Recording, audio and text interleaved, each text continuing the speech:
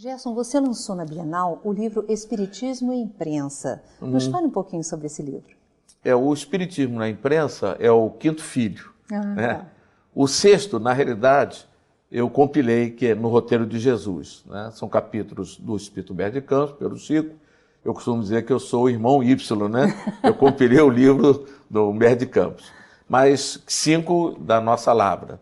Espiritismo na Imprensa são artigos que eu publiquei no jornal O Globo, Jornal do Brasil, o Reformador, o Correio Espírita, mas são artigos maiores, porque normalmente os do Extra e no jornal Última Hora são artigos menores, sem tanta profundidade. Era exatamente para levar o Espiritismo para pessoas que queriam conhecer o Espiritismo, simpatizantes. Já esse é um material para pesquisa, são artigos em que nós meditamos, vamos dizer assim, trazemos sempre a fonte bibliográfica também importante para você naturalmente pesquisar. Então é um livro diferente, são 40 capítulos, é um livro maior, mas que tenho certeza que trata de assuntos bem diversos, prevenção do suicídio na juventude, abracei Chico Xavier materializado, a questão de Marte, um planeta superior à Terra e não inferior, como tentam dizer,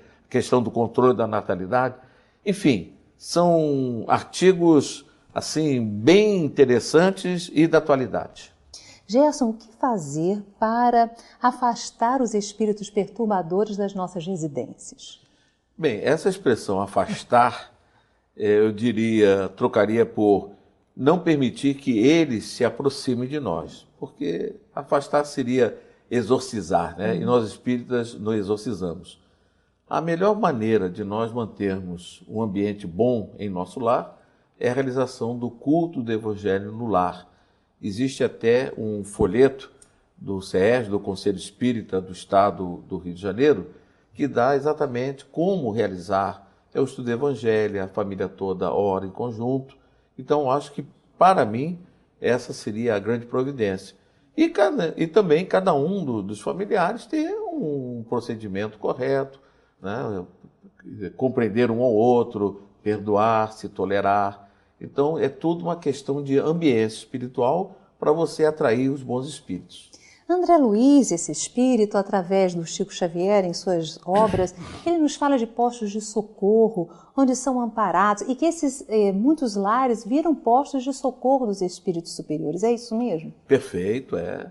Nós conhecemos determinada casa de uma companheira espírita aqui no Rio de Janeiro, que a gente percebia nitidamente, pelo comportamento dela, dos familiares, que era de fato, e depois tomamos conhecimento, que era um posto de socorro, porque era uma criatura muito boa, vivia sempre pensando no bem, trabalhando para o próximo. Então, esse ambiente propicia os espíritos a armarem, né, uma espécie de um ambiente, de uma tenda, para poder prestar socorro. É uma espécie, assim, de um local de descanso em que eles poderão, naturalmente, encontrar paz, repouso, para sair nas suas missões de ajudar o próximo. Gerson, o que fazer quando nós detectamos que um ente querido, um amigo, está sob a perturbação de um espírito?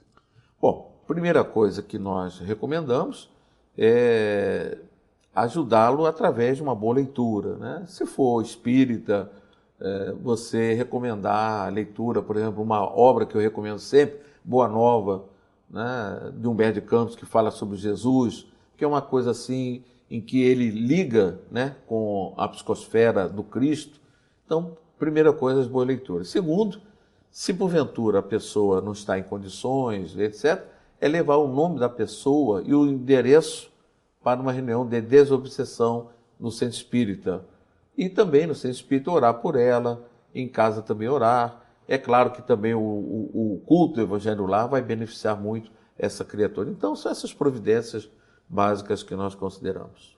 Muitas crises de angústia, de depressão, sem uma razão aparente, podem ter como origem a perturbação de um espírito que não está bem. Como a pessoa vai detectar isso e o que fazer? Bem, se a própria pessoa está sofrendo, se ela percebe, entra no estado de depressão, eu costumo dizer que a depressão é uma espécie de uma revolta interior da criatura, por não ter realizado algo que ela poderia ter realizado, não se satisfaz com alguma coisa que ela poderia ter feito, ou se acha culpada. Enfim, é sempre uma revolta, a não aceitação daquilo que ela está fazendo, do que ela fez. Então, a primeira coisa que ela tem que fazer é orar a Deus, né? Buscar sempre as leituras também possíveis. Se possível, se ela tem condições de trabalhar, fazer alguma coisa, visitar uma criança órfã, um velhinho abandonado, né, nos asilos, visitar uma família também pobre, levar o seu quilinho de arroz, feijão, quer dizer, movimentar as suas energias na prática do bem. Gerson, como nós poderemos diferenciar a influência de um bom espírito da influência de um espírito perturbador? Eu acho que é pela vibração, né? A vibração de um espírito bom, você sente aquele frescor, aquela coisa agradável, pensamentos bons, positivos. O espírito com uma vibração mais baixa, um espírito mais inferior, atrasado, a vibração dele é pesada, te traz um mal-estar. Você às vezes vai na casa de alguém e você sente um ambiente pesado, ou seja, é a presença de espíritos, né, que estão naturalmente ali naquele momento e as vibrações você sente. Então, eu acho que pela vibração é a primeira coisa. Agora, o pensamento de um bom espírito é sempre no sentido de nos ajudar, de levantar o nosso moral, nos ajudar no momento de tristeza, dar bons pensamentos, ideias, né, de conquistas espirituais. Já o espírito atrasado, ele vai naturalmente levar você ao pessimismo, é sempre aquela ideia de que as coisas não vão dar certo. Então, o importante é que você use o seu bom senso, o livre-arbítrio, e pese aquelas ideias. Se realmente aquela ideia procede de um bom espírito, se aquilo vai lhe trazer um bem. Caso contrário, faça uma prece para poder afastar aqueles maus pensamentos e o espírito, então, naturalmente vai buscar outra freguesia. Pois é. Nas obras de André Luiz, através da mediunidade do Chico, ele nos fala de equipes espirituais para socorro aos encarnados, equipes espirituais para socorro até aos desencarnados, que auxiliam no processo de desencarnação. Fale-nos um pouquinho sobre isso. No livro Ação e Reação, no capítulo 18, Resgates Coletivos, o André Luiz estava numa mansão que pertence ao nosso lar, em companhia também de outros amigos espirituais, quando uma televisão, né, um aparelho televisor, dava conta de que uma entidade nobre, ao pé de um avião acidentado, pedia socorro a esses espíritos, né?